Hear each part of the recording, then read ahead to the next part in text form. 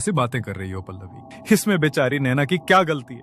उसने अपना सब कुछ लगाया उस बच्चे के लिए, और अब जब वो पहले ही टूट चुकी है तब तुम उस पर इल्जाम लगा रही हो। तुम्हें अंदाजा भी है वो किन हालात से गुजर रही है।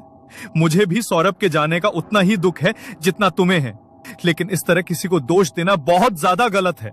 नैना पहले ही अंदर से बिखर चुकी है और अब तुम उसकी रही सही हिम्मत भी तोड़ रही हो। जो हुआ वो हमारी किस्मत का दर्द है, उसे जहर मत बनाओ पल्लवी। आप मेरी हालत नहीं समझ पाओगे। एक माँ का दर्द सिर्फ वही महसूस कर सकती है। अरे पूरे 9 महीने अपनी कोख में रखा था मैंने अपने बच्चे को, और इसने 1 महीने में ही उसे मार डाला। पल्लवी बार बार नैना को कोस रही थी। नैना बस सब कुछ चुपचाप सुन रही थी। उसकी आंखों से लगातार आंसू गिरते जा रहे थे। उनके परिवार में तो जैसे ये एक सिलसिला बन गया था, जैसे कोई बच्चों की बलि का इंतजार कर रहा हो। 2 महीने बाद पल्लवी फिर प्रेग्नेंट हुई, लेकिन इस बार उसने वो घर छोड़ दिया।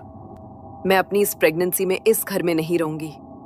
मैं नहीं चाहती कि मेरे बच्चे पर इस मनहूस की नजर भी पड़े। अगर तुम चाहती हो तो हम यहाँ से चले जाएंगे पल्लवी, लेकिन बार बार तुम नैना को कोसना बंद करो प्लीज। अब घर से निकलते वक्त उसे कुछ मत कहना। पल्लवी अपने हस्बैंड नवीन के साथ एक अपार्टमेंट में शिफ्ट हो गई।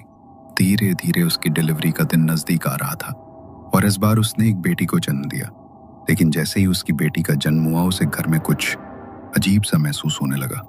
उसे हर समय अपने आसपास एक साया महसूस होता। कई बार वो नींद में घबरा कर उठ जाती। उसकी बेटी अब 1 महीने की हो चुकी थी। तभी एक रात पल्लवी को कुछ बहुत अजीब महसूस हुआ।